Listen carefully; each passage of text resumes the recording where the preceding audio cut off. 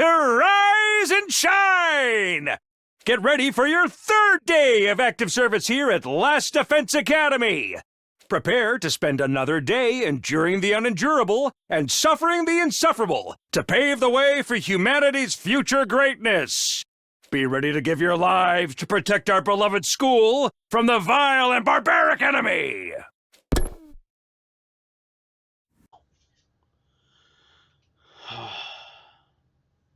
And with that, welcome back to our third episode in this stupid series. Yes.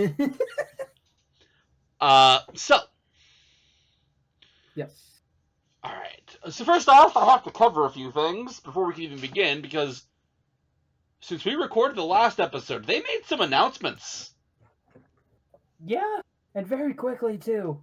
Yeah, so first off, the thing I offhandedly said as kind of a minor theory last episode was confirmed. Kind of wish we picked a different day of the week to upload them, honestly, with that.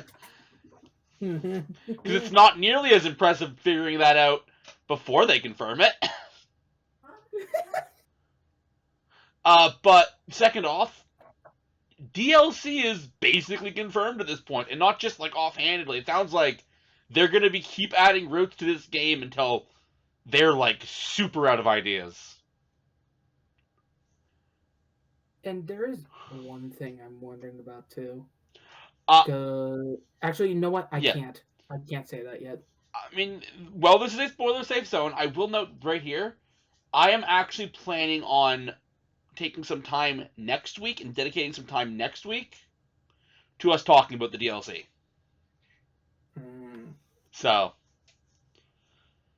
but what I do need to cover here right now is, naturally, this means that we might be forced to revisit things earlier than we think, because if that DLC comes out and proves us right or wrong, we should address it. Yeah. Obviously, that's not a concern until the DLC comes out, but I figured top of the video should address that. Oh, yeah. Anyways, my name is Pleeps. My name is Neil. We are half of the Wednesday crew. And welcome to Narrative Investigations, where we're looking into as much of Last Defense Academy as we can, and sometimes just outright talking and analyzing, and sometimes proposing insane theories. Mostly insane theories. And tonight is our analysis dedicated to the slasher route. Yeah, boy. Neil, what do you remember about the slasher route? The slasher route is basically, Takumi fucking kills everyone. And also, Neo, what do you remember about the slasher route?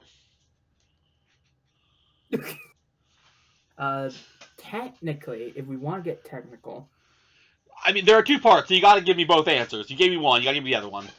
And, oh, right. That is where everyone turns into zombies in zombie apocalypse. Yeah. So, the analysis I want to make today is going to focus more on the zombie side. We're also going to touch into a bit of killing game as well. But mostly the zombie side. Because the zombies have a interesting trait. Yeah. Neo, can you guess what that trait is? I'm guessing that trait is that they are much stronger than the actual humans.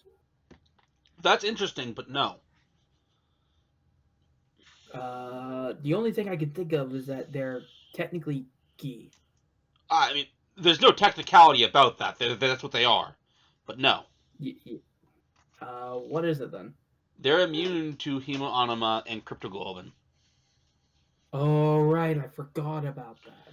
There was an entire ending where that was like the crux of the whole thing. Yeah, I forgot. It's been a bit. Yes. So, I kind of want to address why.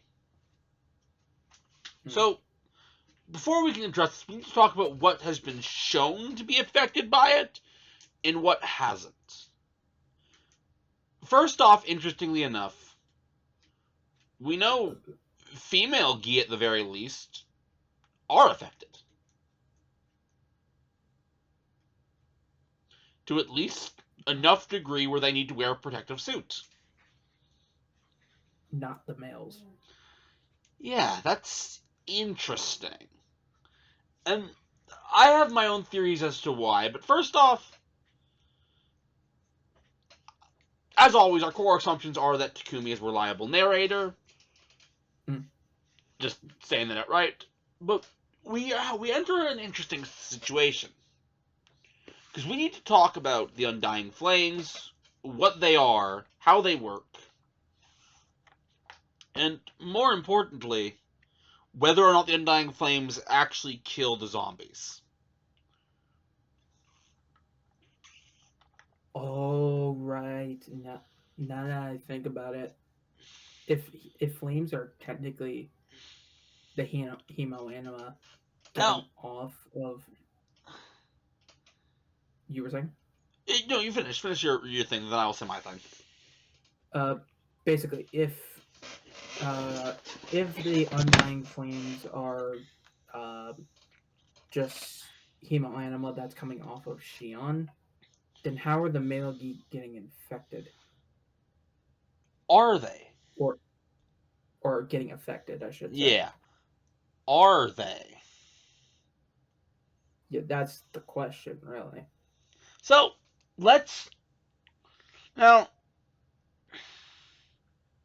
let's look at this two ways.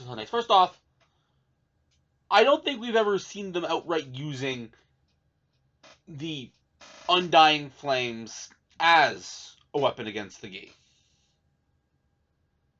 What we see is them tossing them off of the school roof into the Undying Flames. Now, admittedly, it's been a hot second, and I may need to double check some things, but I'm pretty sure this is accurate. I'm actually going to propose that they weren't affected. That they weren't. That they were probably more likely killed by the fall. Explain your reasoning. Damage to the body still affects them normally. It is explained the reason that the Gi are stronger isn't because of some supernatural effect, but just because they're not bothered by pain. They're basically able to push the bodies past their limits more. I believe that is outright stated as dialogue in the route. That being said, I think if it would kill a person, it would kill them.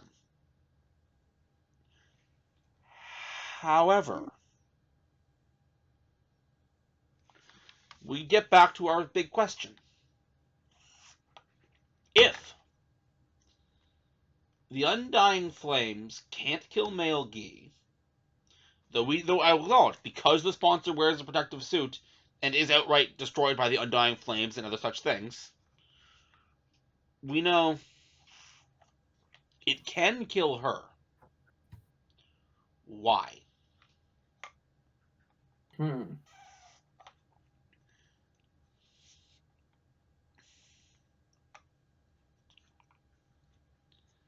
It's a good question, right? It is a rather good question, honestly. One that I can't really figure out an answer for. Well, you're in luck. So, it's because everyone, including the people behind the whole Special Defense Unit project, the whatever it's actually called, are completely and utterly wrong about how this stuff works. Really? Mm-hmm. Yes. So wrong, in fact, that the hemo anima missiles are probably the worst weapon that could be possibly used because it would kill mostly nobody. First off, whose body is the Queen Gi in during the killing game route, where we know she's affected by the Undying Flames and other human anima attacks? That would be Takumi. No. during the killing game route. Come on, Neo, you got this. In the killing game round. Yes. That would be the sponsor. Who do you remember who it is? Not Ato. No, not Ato. Come on, the game. First one. Yep. But who is it? Do you remember who it is? Who that? It's never outright said. It is outright said. It is? Yep. I must have missed it. You must have. It's Kako. I mean, I kind of figured it would have been. Yeah, no, yeah, it's what they call Kako-gi. Yes. So, Kako-gi has cryptoglobin in her blood. According to a previous theory we've had, so does basically every sentient living thing on planet Futurum. The only thing cryptoglobin can actually truly destroy, with a couple exceptions we'll talk about later, is cryptoglobin. That is my thesis. Now, first off, before we get to anything else, I want to talk about the Undying Flames.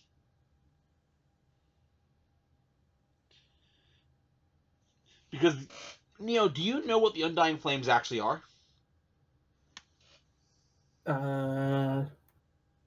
Not in a technical sense, but it's been a bit since I've actually played the game. That is fair. So the only thing I can really recall is that they are flames made by Xion, who has incredible amounts of cryptoglobin, and is basically having those flames are coming out of him because he can't handle it. Correct. But to get more into the weeds, the Undying Flames are not the natural cryptoglobin power someone has. If I had to guess, Xion's natural cryptoglobin power was, get this, astral projection. I guess this because that's the thing he does all the time. Yeah.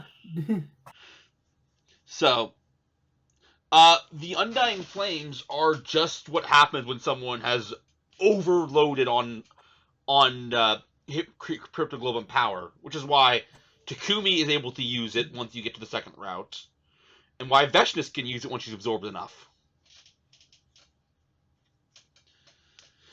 If you have enough power, you just start naturally reducing them. Given enough cryptoglobin, I need to address. Yes, I need to address this because Veshness eventually uses something akin to the Undying Flames to blow up the artificial satellite. Which, at first glance, seems to go against my theory. But it also goes against what we're told. So something's got to be wrong somewhere anyways. Well, in theory, it should be able to kill all the people in the satellite. They shouldn't be able to actually destroy it, except for, it is still a missile being launched at the satellite. My point being, I think we can just kind of discount that attack as meaning anything. I think a fast enough projectile got launched and destroyed it. Yeah. It's the actual projectile that actually destroyed the satellite, not the Undying Flames themselves. So, now, to help further my point, we never get to see what Futurum really looks like after the Undying Flame bombs go off, do we? No, because the basic sense of it is that after they go off, time resets. Time resets, maybe. We will talk more about that later. But more importantly, that's when we get to the endings. Like, we can just talk gameplay. Yeah. That's when we get the endings. Because, there's really only two ways to really. I think there's only like two endings that actually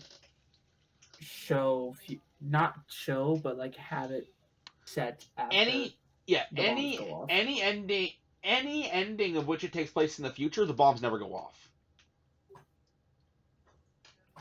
And there's only a couple of them, but yes, the any ending that has a time skip, the students stop the bombs. Every other one is as soon as the missiles are launched, Yep. the game ends, or as soon as the missiles launch, as soon as they launch, you're dead. Yeah, no. As soon as they launch, they're either in space or they launch. That's so we never get to see afterwards. So we don't know what they actually destroy and don't destroy. What we do know is that they don't destroy non-living things. Right. But here's the thing. Actually, no. We just explained the artificial satellite was destroyed by a missile. Yeah. So now, let's get to the point. What damage are these actually going to cause? They're charging up a weapon that can ultimately not do much, sorry. But technically, I guess, either A, our original theory is right, and therefore every living thing on Futurum has some cryptoglobin in it, in which case, I guess it makes no sense, makes no difference how they work, it kills everybody. Or, we were wrong about the theory we discussed on Ratsnom Route, in which case, and anyone not the commanders would probably survive. But we never really find that out. Yes. Obviously we don't. But I think the more important detail is the scientists behind the project had no idea either. I mean, we are shown so many time and time again that they have no idea how the stuff works. Not at all. Not even Nozomi's mother. Well, she was the most ignorant of them all, but that is probably a discussion for a different route. Anyways, that about sums up the stuff I want to discuss this time around. Neo, do you have any questions about the slasher route that you would like answered?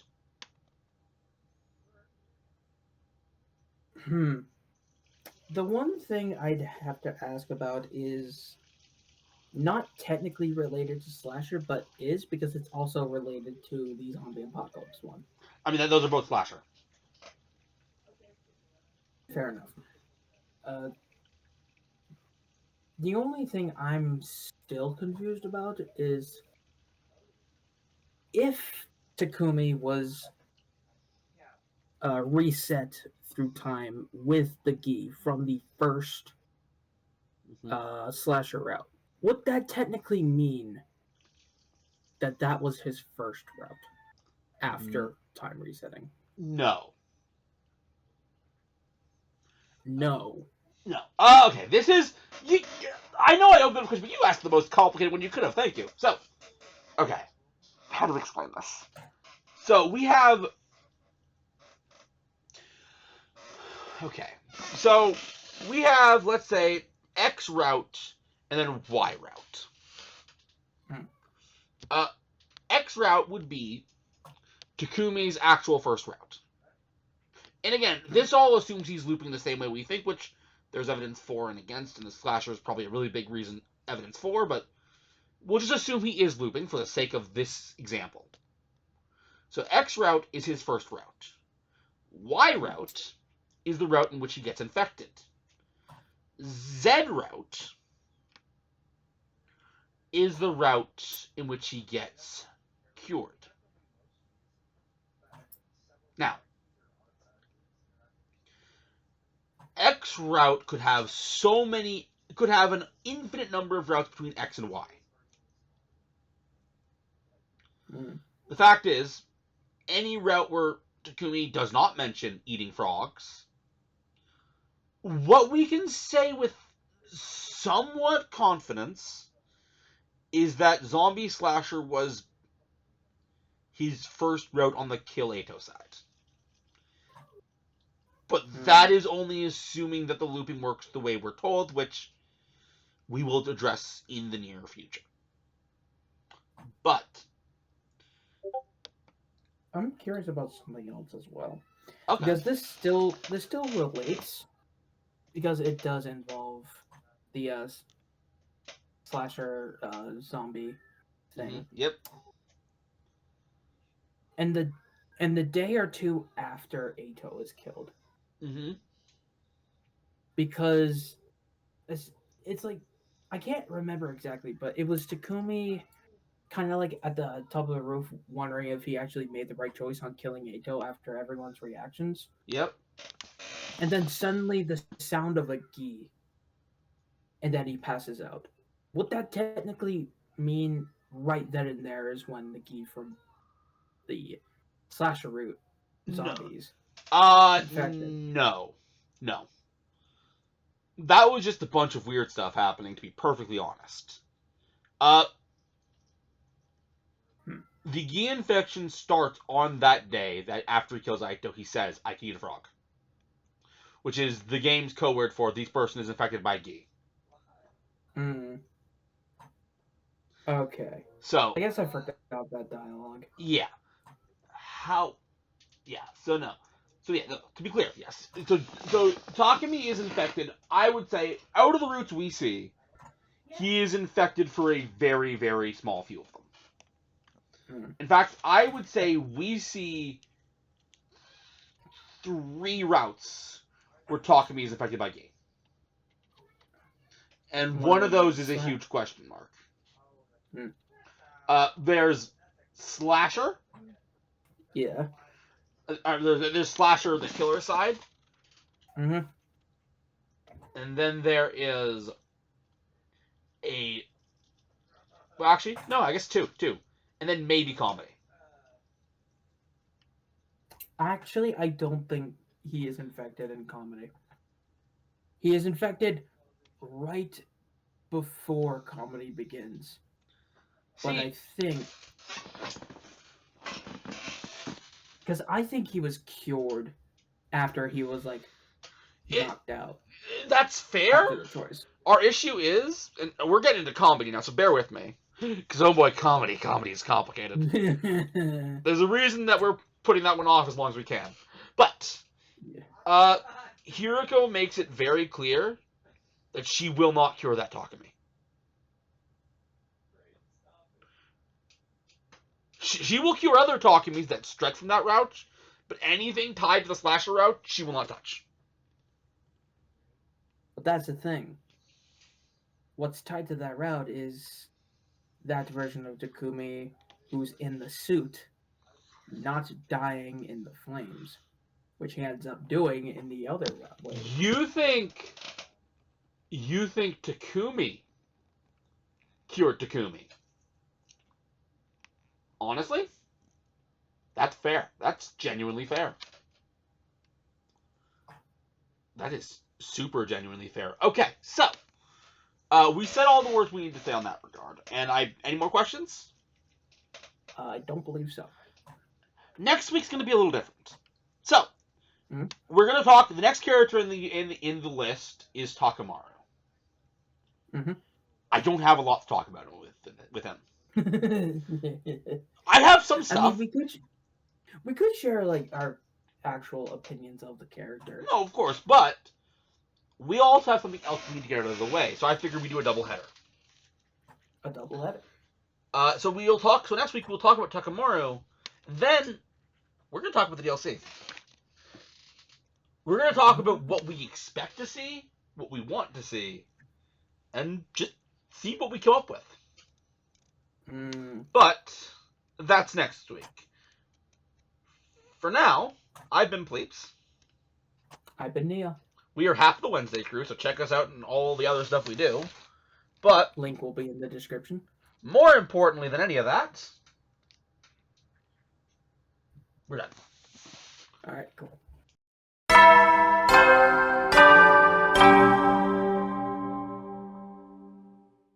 At ease, soldiers. It's time to hit the hay. You never know when the invaders might attack, so rest up while you still can. Well then, good night.